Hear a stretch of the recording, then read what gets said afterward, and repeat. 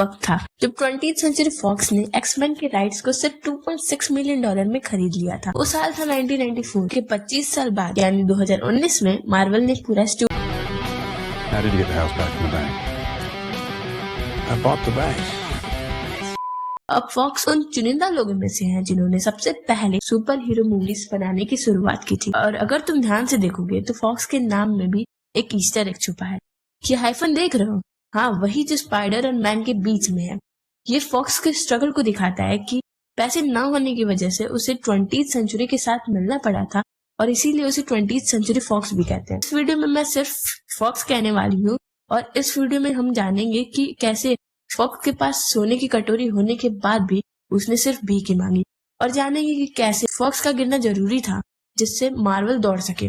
तो शुरू करते हैं। एक्समैन। अब अर्ली 2000 में स्पाइडरमैन के बाद अगर किसी मूवी के बारे में बोला जाए तो वो थी एक्समैन। और क्या मूवी थी ये, उस टाइम की बेस्ट कॉमिक मूवी बोली जाती थी। पर ये ज्यादा देर तक नहीं रहा। क्यों, ये तुम्हें आगे खुद ही पता चल जाएगा। अब लोगों का कहना था कि ये बहुत बढ़िया थिएटर एक्सपीरियंस देती है।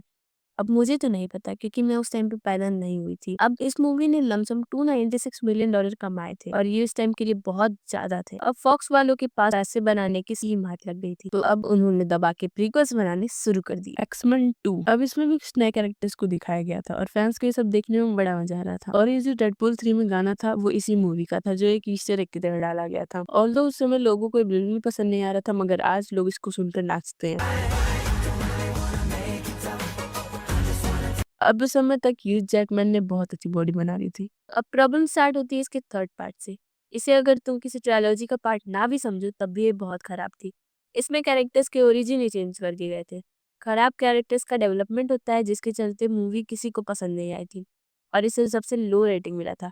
वैसे इसने तब भी $460 मिलियन कमा लिए थे। अब इस पॉइंट तक फॉक्स के पास अच्छे खासे क्रिटिसिज्म थे। एक्समैन को लेके क्रिटिक्स का कहना था कि फॉक्स ने सब कुछ बदल दिया, कॉस्ट्यूम से लेके ओरिजिन एक्समैन, यहाँ तक कि वुल्वरीन की हाइट जो कि कॉमिक्स में तो छोटा डॉन जितनी तक नहीं है पर मूवी में गीगा चैट जितनी रखी गई है। फॉक्स को वुल्वरीन से पता नहीं क्या लगा था कि वुल्वरीन को मेन कैरेक्टर बना दिया था। हर मूवी में वुल्वरीन का रहना कंपलसरी था और ऑडियंस को ये बिल्कुल पसंद नहीं आ रहा था। जीन और साइक्लोप जो एक्समैन के इतने इंपॉर्टेंट कैरेक्टर है उन्हें साइडलाइन कर दिया था और दिखा रहे थे तो सिर्फ वुल्वरीन को। अब फॉक्स ने अपना लोमड़ी वाला दिमाग लगाया और सोचा कि हम सारे एक्समैन के ऊपर एक एक मूवी बनाएंगे और तुम कभी भी सोच नहीं सकते कि सबसे पहले उन्होंने इसके ऊपर मूवी बनाई होगी, वुल्वरीन।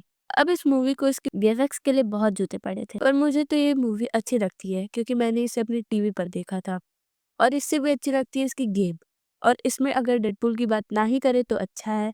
और ये फॉक्स की लगातार दूसरी पिटने वाली मूवी थी। फॉक्स वालों ने फिर से अपना लोमड़ी वाला दिमाग लगाया और सोचा अब वापस से प्रीक्वल्स बनाएंगे और दबा के पैसे कमाएंगे। Axeman first class. अब इस बार इन्होंने सबको रिकास्ट कर दिया था, सिर्फ एक को छोड़कर जिसे तुम कभी गेस नहीं कर सकते, वुल्वरीन। मतलब कि एक तरीके से ये लोग एक न्यू सीरीज बनाना चाहते थे जिसमें मेन कैरेक्टर वुल्वरीन नहीं था पर आलू की तरह इसे हर मूवी में दिखाई देते थे। मूवी के कॉस्ट्यूम कॉमिक्स एक्यूरेट थे, मूवी की स्टोरी भी कॉमिक्स से ही ले ली थी।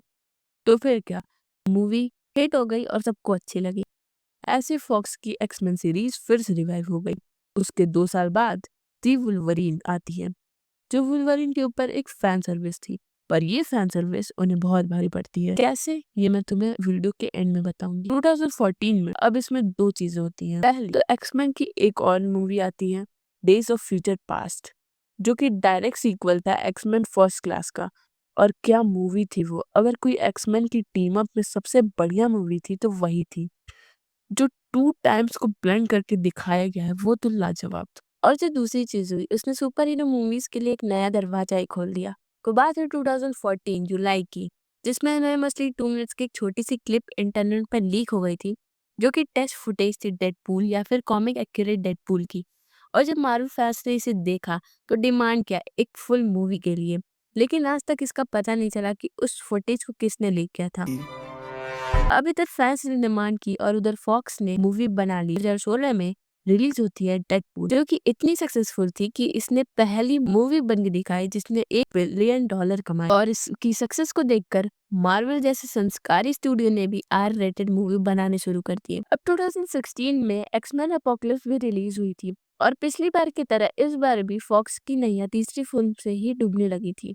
अब एपोक्लिप्स थैनोस लेवल थ्रेट थी पर इसे इनो की तरह 6 सेकंड में ही खत्म कर दिया गया था। अब इस मूवी के सीन तो बढ़िया थे और वो लग नहीं रहे थे कि वो एक ही मूवी के हैं, बल्कि ऐसा लग रहा था कि 3-4 मूवी के सीन एक साथ जोड़कर दिखा रहे हैं। अब इसके बाद शायद फॉक्स को मन भी नहीं था कोई एक्स-मेन टीम अप मूवी बनाने के लिए, इसीलिए तो हमें 2017 में लोगन देखने को मिलती है और 2018 में डेडपूल 2, और ये दोनों मूवी ही हिट रही है।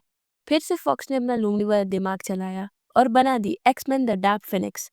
और तुम लोगों को शायद याद ही होगा कि एक्स-मेन द लास्ट स्टैंड में भी उन्होंने जीन ग्रे वाला आर्क ही उठाया था और डार्क फिनिक्स में भी सेम आर्क उठाया था, पर दोनों बार ही फेल हो गए। और ये सब देखने पर 2019 में डिज्नी ने फॉक्स को खरीद लिया।